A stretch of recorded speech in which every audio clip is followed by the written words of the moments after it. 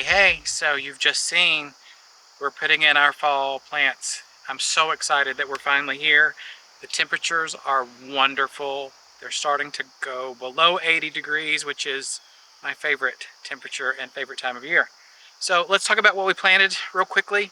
So this is our mailbox planter, and we started with white cabbage or white kale. We've got, oh, there's a little moth. Little moth. Hello.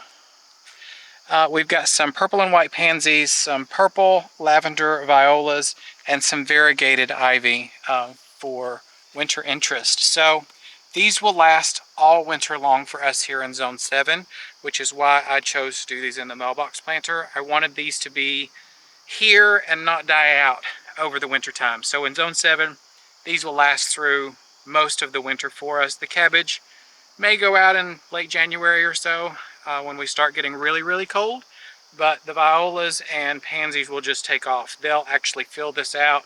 It'll be mounded up and beautiful. And of course the ivy, you can't kill ivy. No matter what you do, you can't kill it. So this will be a great winter interest for us. So we planted a couple other containers. I'm going to take you over there, but first, I hear the bees. Can we just admire this for a moment? Playing the Blues salvia, proven winners. There are bees all over it. This thing, I know I've talked about it in another video, but this is enormous. Look at this. I'm 5'8", and it's taller than I am in this container. Amazing plant.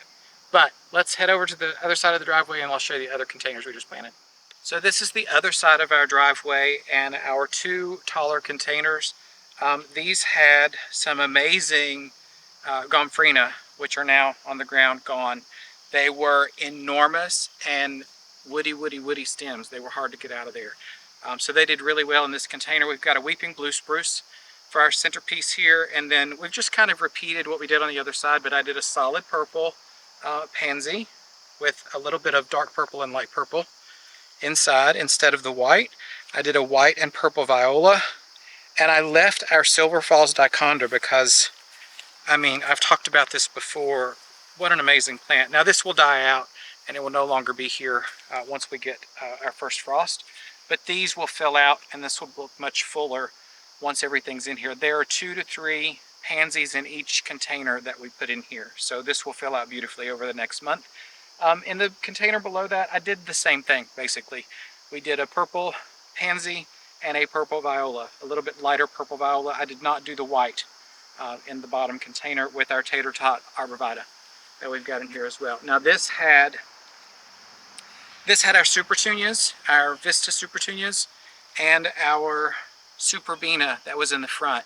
And let me tell you, that superbena had rooted all the way to the bottom of the container and had grown all the way through our tater tot arborvitae. Amazing plants. So if you want to plant them with something else, be forewarned, they're going to root in and they're going to be difficult to get out. So be careful of that.